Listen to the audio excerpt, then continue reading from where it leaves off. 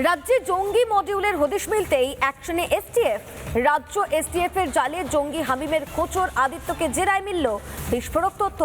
পাক হ্যান্ডলারদের নির্দেশে কলেজ পড়ুয়া তরুণ তরুণীদের টার্গেট করেছিল জঙ্গিরা।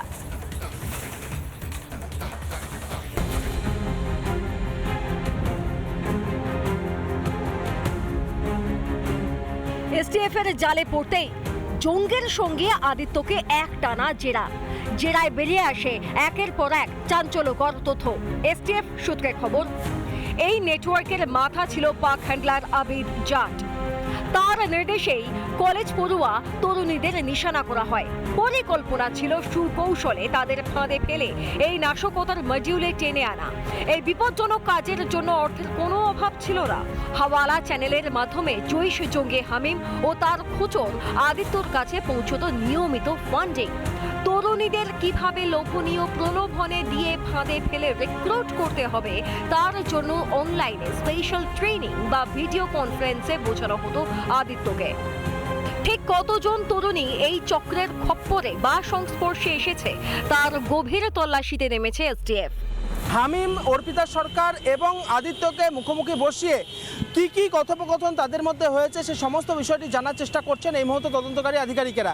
পাশাপাশি পাক হ্যান্ডলার আবির জাট, তার মাধ্যমেও কিন্তু এই আদিত্যর যোগাযোগ ছিল বলে একেবারে গোয়েন্দারা জানতে পেরেছেন। হাওয়ালা নেটওয়ার্কের মাধ্যমে একাধিক সময়ে টাকা এসেছে এবং সেই টাকা জঙ্গি মডিউলের ফান্ড হিসেবে ব্যবহার করা হয়েছে বলেই তদন্তকারী আধিকারিকেরা জানতে পেরেছেন। বিগত 34 বছর বাম জমানা, এরপর 15 বছর তৃণমূল সরকারের শাসন। দীর্ঘদিন ধরে স্রেফ ভোট ব্যাংকের স্বার্থে আপোষ করেছিল পূর্বতন সরকার। বদলের বাংলায় সুখের স্বর্গরাজ্য চুরমার। জঙ্গিদের তার বহু দূর অবধি যুক্ত।